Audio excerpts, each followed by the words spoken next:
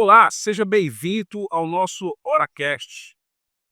Esse momento ele é muito especial porque nós vamos falar sobre fé e espiritualidade, mas também sobre prática na vida religiosa. Nós estamos aqui com alguns dos nossos amigos, estamos aqui com o Raniel, à minha esquerda, junto com o Matheus Baesse, estamos com o Crista, que é a presença internacional, viu? Estamos aqui também com o Dirley, o Danilo, nosso pastor, junto com o Dirley aqui da nossa igreja Uniaí, nossos auxiliares. Temos o Aniel e temos também o Adriano conosco. Eh, Esse tema ele é muito importante para o nosso crescimento espiritual. E antes da gente começar a entrar nas perguntas, eu queria pedir ao Raniel aqui que explicasse um pouquinho para a gente sobre o material que nós utilizamos para realizar esse podcast de hoje. Raniel. Muito bem, amigos. O estudo de pesquisa, nós vamos basear o nosso assunto hoje sobre o livro Ouça e Pedir Mais, da autora Melody Nelson, onde ela conta o seu testemunho pessoal de oração e como nós podemos nos fortalecer através dos insights desse livro. Sabe, Ouça e Pedir Mais é um livro de testemunhos, mas baseado na Bíblia e na profecia. Certamente vai fortalecer o nosso crescimento espiritual nessa conversa. Muito bem. A gente estudou 2 capítulos específicos que vai falar sobre edificação de muros. Inclusive, ela começa o seu capítulo usando o texto bíblico. O nosso amigo Baense, ele vai ler para a gente, e se encontra ali Isaías 58, verso 12. Diz assim, ó: vocês reconstruirão as antigas ruínas, levantarão os fundamentos de muitas gerações, serão chamados de reparadores de brechas e restauradores de veredas para que o país se torne habitável. Como nós sabemos, amigos, Isaías ele fala de muitas coisas e também ele fala sobre a questão do reavivamento espiritual. E nesse contexto, quando ele fala a respeito de reconstruir as antigas ruínas, ele fala de voltar o pensamento para aquilo que outrora as pessoas perderam. E não o que tem acontecido hoje em dia com a oração. Eu acredito que a autora tenha usado exatamente esse texto, porque a oração, a vida espiritual, o momento que nós precisamos ter com Deus, hoje, infelizmente, no mundo que nós vivemos, tem sido cada vez mais deixado de lado. É verdade. A autora, inclusive, ela vai usar um exemplo, inclusive, sobre a questão da desnutrição espiritual. E eu gostaria que o Dilei utilizasse aí para a gente, ou nos mencionasse, qual é a ideia da autora a respeito desse desnutrimento aí espiritual e por que isso é importante, já que nós vivemos uma vida tão corrida e precisamos estar atentos também à nossa vida espiritual. Exatamente, Anísio. Veja, a autora ela vai trabalhar aqui um ponto muito interessante, que é uma analogia que ela vai fazer com relação ao desnutrido físico e o desnutrido espiritual. Assim como o nosso corpo necessita de alimento físico para se manter firme, para se manter vivo, o nosso corpo também precisa de um alimento espiritual para que nós possamos manter firme na caminhada cristã. E interessante que o desnutrido físico, ele não morre só pela desnutrição.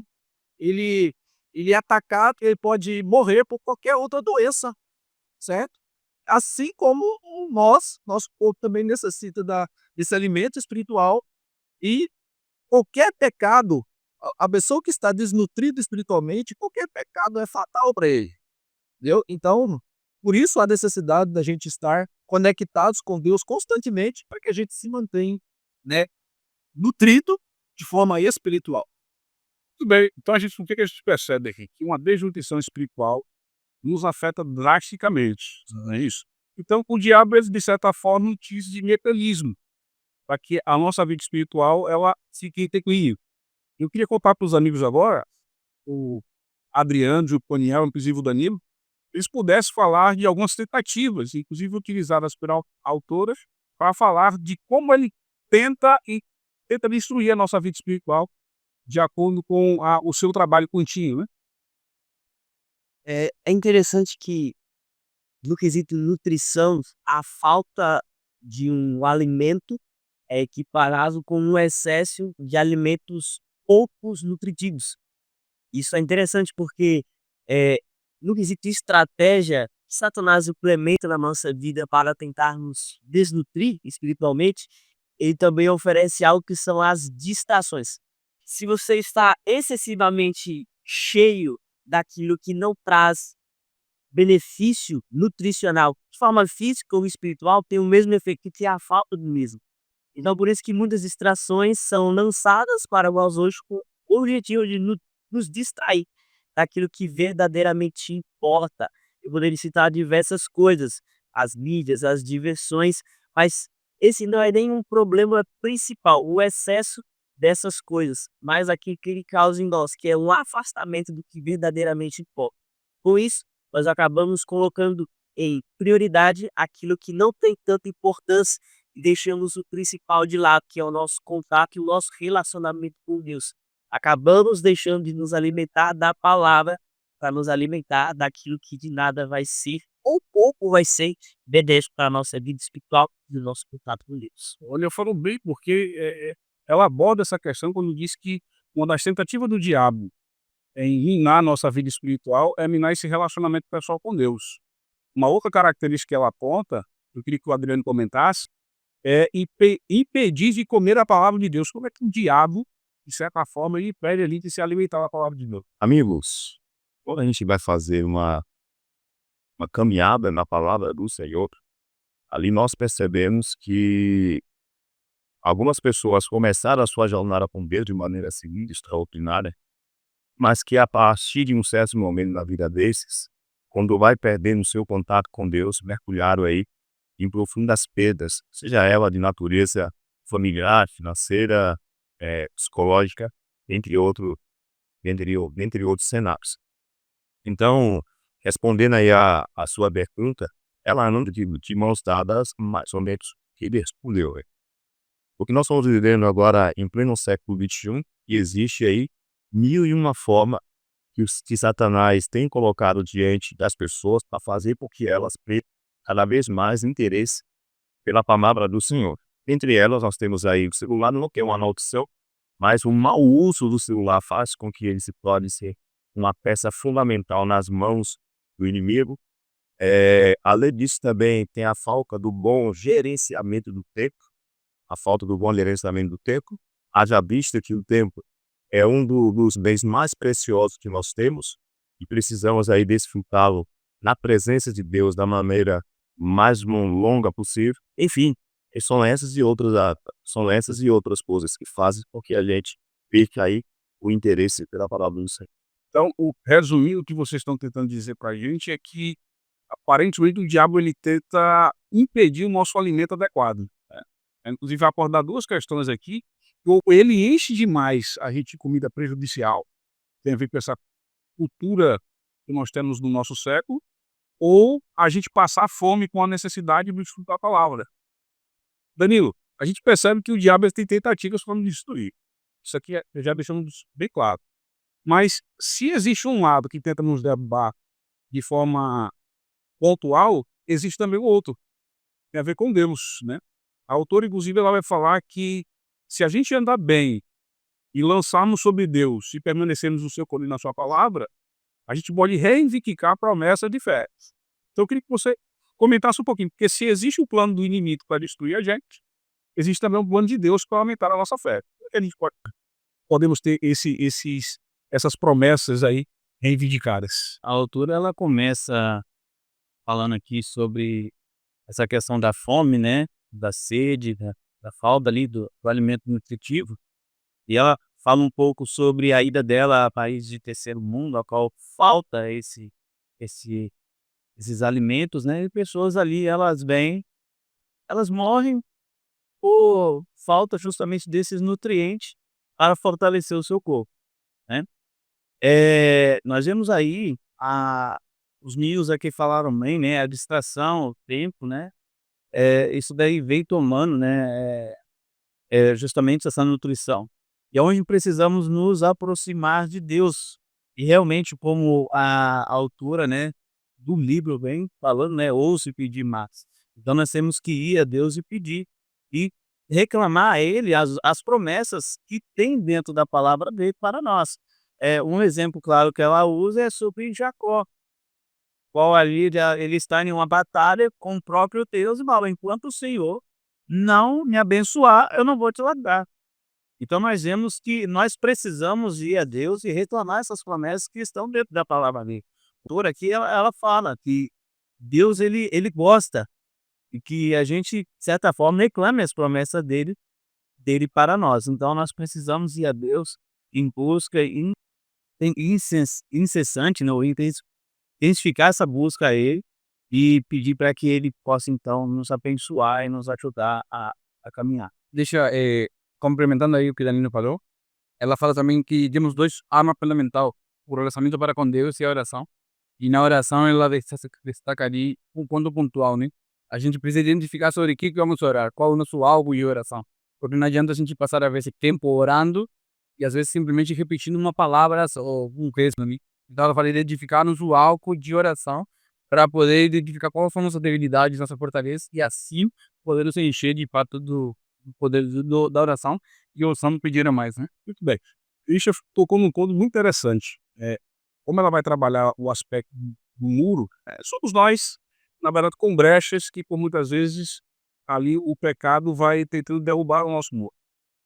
Ela vai trabalhar a ideia da ação, porque os capítulos anteriores, ela vai trabalhar a ideia do motivo, pelo menos as teorias. E agora ela vai dizer assim, ó, a gente precisa criar um plano de batalha. E nesse plano de batalha, nós precisamos definir algumas prioridades da nossa vida para agirmos. E Cristo aqui tocou algo muito interessante. Escolher o seu alvo. Mas como escolher esse alvo? Eu queria que vocês comentassem um pouquinho, porque existe um texto que, segundo Coríntios 13, verso 5, ele é muito importante. Se alguém puder ler para a gente, quando ele ficar com a Bíblia ali, o texto de 2 Coríntios 13, verso 5, ele vai dizer, ou pelo menos ele vai afirmar por onde nós deveríamos começar a escolher esse alvo que Cristo acabou de dizer para a gente. Examinai-vos a vós mesmos, se realmente estáis na fé. Então, interessante, porque assim, a primeira ação que acontece deve ser na gente, conosco. Então não é olhar para o vizinho, olhar justamente para a situação e que se encontra a vida espiritual dos outros, mas é começar conosco, examinando a nós mesmos. Aí vem o que é examinar a si mesmo. Aí vem a pergunta para vocês. Assim, quando eu falo com a galera mais jovem, tem vários lugares que eu vou, todos os lugares que eu vou, eu sempre gosto de fazer isso. Quando eu vou falar a respeito de montar um plano de batalha realmente para poder vencer essas coisas, eu costumo pedir para eles fazerem o seguinte, fazer duas listas no bloco de notas, né, de coisas que me afastam de Deus e coisas que me aproximam de Deus. E aí a gente faz ali, eu falo para eles poderem ir voltando aquilo ali, então eu acho que a melhor forma, né, de a gente, realmente preencher essas brechas que existem no muro que somos nós e fazer um plano de batalha, é primeiro entender o que nos afasta de Deus. Beleza, eu entendo que o que me afasta de Deus é o tempo que eu passo no telefone, então eu já anoto lá e já sei que aquilo ali é um problema. Beleza, o que me afasta de Deus são os meus relacionamentos que infelizmente não são legais. Beleza, eu coloco lá. O que me afasta de Deus muitas das vezes é o tempo que eu perco fazendo outras coisas que não são tão legais assim. Então entender o que nos afasta de Deus é importante. E aí eu falo a outra parte, que é entender o que me aproxima de Deus. Beleza, o que me aproxima de Deus é estar entre meus amigos e irmãos, orando todo mundo junto.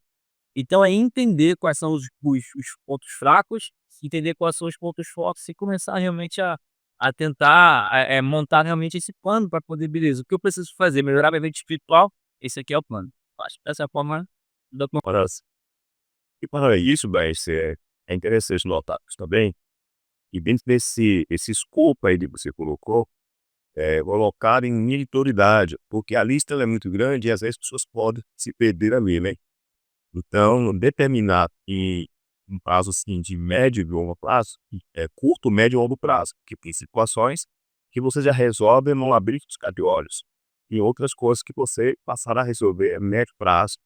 Então, a ideia desde de fato é muito fundamental em você fazer essas duas listas e colocar ali em linha de prioridade, para poder se fortalecer. Quando eu procurei, né, pedi pra gente fazer uma autoavaliação, né, porque assim, eu pessoalmente eu conheço, eu sei onde está a minha deficiência, né, a minha falta de nutrição, né, então, a partir do momento que eu sento com Deus e eu começo a fazer uma autoavaliação, eu vejo, poxa, é isso aqui que eu necessito.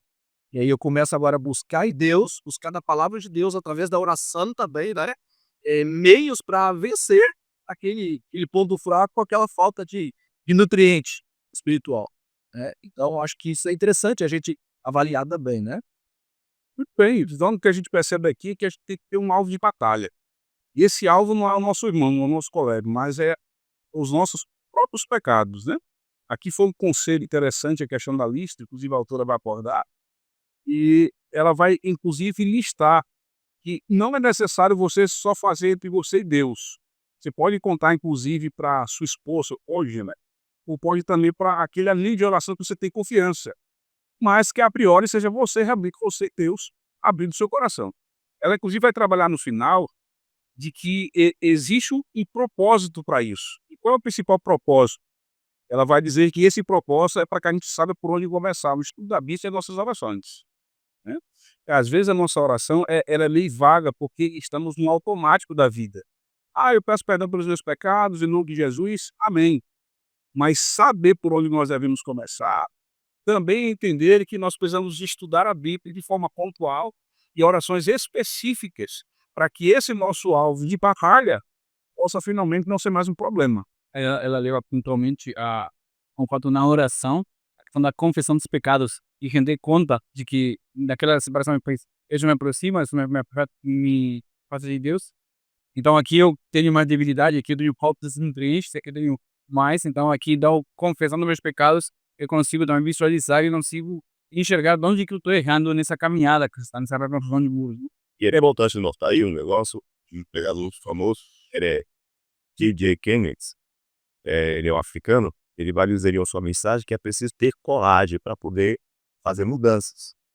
Porque parece que, no geral, as pessoas elas oram, mas só que essas orações ficam somente no campo das ideias. Porque a oração não é somente falar dos meus problemas para Deus, mas também é me colocar em confronto com os meus pecados. Portanto, se eu estou, por exemplo, em desafeto com fulano Beltrano e orei a Deus, eu preciso logo na posterior procurar os meus desafetos. Se eu estou com um problema no meu relacionamento, né, com a minha esposa, e oro, eu preciso confrontar esse meu problema e resolver isso. Porque senão a oração ela fica no campo das ideias, não é por ser o campo do confronto. Se nós estamos levando uma mentalidade de batalha, você não se prepara a Bíblia toda. Sim, por campo de batalha. Em algum momento você precisa ir ao campo e derrubar o seu inimigo. E nesse processo de derrubar o seu inimigo, você vai ferir, vai tomar alguns tombos e aí desce vencedor. E é interessante porque, assim, ela vai trabalhando uma lógica. Se você já escolheu o seu alvo e já vai partir para a batalha, ela vai dizer assim: está na hora de você cunhar a espada. Não adianta você conhecer, mas também não partir para o campo da ação, né? E como é que é esse cunhar a espada, de acordo com a autora aqui do livro? Quem pode comentar, Ranieri? Eu gostei dessa parte porque ela diz o seguinte: permanecer sobre as promessas da palavra de Deus pela fé em oração é a sua abordagem mais eficaz para alcançar fortaleza espiritual. A partir do exame pessoal, saber onde estamos e descobrirmos onde devemos chegar, só existe um caminho, que é a oração, como o Adriano comentou, a importância de você não apenas orar por orar e ficar no campo das ideias, mas viver um relacionamento com Deus, e as Escrituras Sagradas, ele é o caminho para chegarmos no que queremos. Vai descobrir ao longo desse estudo que um dos caminhos é encontrarmos a armadura de Deus. Quem pode vencer o cristão que vive em oração, estudo da Bíblia e que está revestido com a armadura de Deus? Ninguém pode vencer um cristão na ação. Logo, eu quero deixar duas frases, né, de um pai que ele diz o seguinte: corte-me um braço, mas não tire minha Bíblia. Você vê a importância da palavra de Deus como um instrumento poderoso para nos fortalecer em meio a esses muros, a essas brechas que ficaram no meio do caminho. Deixa eu pegar um tópico aqui. A gente não tem tanto tempo para a gente abordar. Eu sei que dentro desse próprio capítulo ela vai trabalhar um monte de aspectos, né, relacionados a essa questão da vitória e das promessas que Deus tem que realizar para a gente. Uma coisa que me chama a atenção, que o Ranieri colocou aqui, tem a ver com o perdão dos pecados de omissão. E parece que essa é uma realidade. A gente ora, mas omitindo, inclusive, a busca pelo aquele que dá poder, que é a questão do Espírito Santo. E ela aqui abordou essa questão, né? A gente ora pelas nossas necessidades e dificuldades, mas esquecemos de alguém que pode resolver o nosso problema, que é o Espírito Santo. Eu queria que você desse uma pincelada aí, porque depois a gente já vai pular um pouquinho para o tema da armadura de Deus, né? Para fecharmos. É sabido de todos que estudam aí a palavra de Deus que nunca foi papel do Espírito Santo estar em evidência. Ao longo da Bíblia, a gente enxerga de maneira implícita a atuação dele. E de maneira um pouco mais explícita, principalmente ali no livro de Atos, ok? Portanto, quando Cristo ele é assunto ao céu, ele promete ali que enviaria o Consolador. E esse ali, o Consolador prometido por ele, é o Espírito Santo. E é necessário a gente, quando vai orar ao Senhor, pedir ao Espírito Santo para nos ajudar a vencer as nossas inclinações para o pecado, nos ajudar também, inclusive, até para fazer essas listas, né, para abrir mais a nossa mente. Então, o Espírito Santo ele é uma peça extremamente fundamental. É claro que por fruto de uma cultura, as nossas orações elas giram mais em torno do Deus Pai e do Deus Filho. Mas, genuinamente falando, toda e qualquer movimentação em direção à Bíblia ou a Deus, essas coisas são feitas por intermédio do Espírito Santo. Por isso que ele se faz extremamente importante, melhor, essencial, para que a gente cresça e vença aí no campo de batalha. Quero destacar, aproveitando a oportunidade, a autora, isso marcou quando ela diz o seguinte: e o pedido de oração mais importante que devemos fazer é por mais do Espírito Santo. Pedimos tantas coisas, mas o maior pedido que deveríamos fazer é pelo derramamento do Espírito Santo sobre a nossa vida, justamente para enfrentar as deixas que pode fazer que a gente fique desnutrido espiritualmente. Ela continua dizendo: nosso maior pecado da missão é sair correndo para o serviço antes de receber esse dom. Isso foi forte, porque tendemos a colocar nossas ideias, as opiniões, o meu acho, não sei, já posso, consigo, e não viver sobre a dependência do Espírito Santo. Isso é interessante porque a gente vai perceber que na hora que Paulo escreve aos Efésios a respeito da armadura de Deus, ele conclui pelo menos o texto bíblico dizendo que a gente deve orar, né, por meio do Espírito Santo de Deus. E ele utiliza algumas ferramentas. Não faz sentido a armadura se não for através da oração e o Espírito Santo conduzindo. Você tem ali a couraça da justiça, você tem o cinto da verdade, capacete da salvação.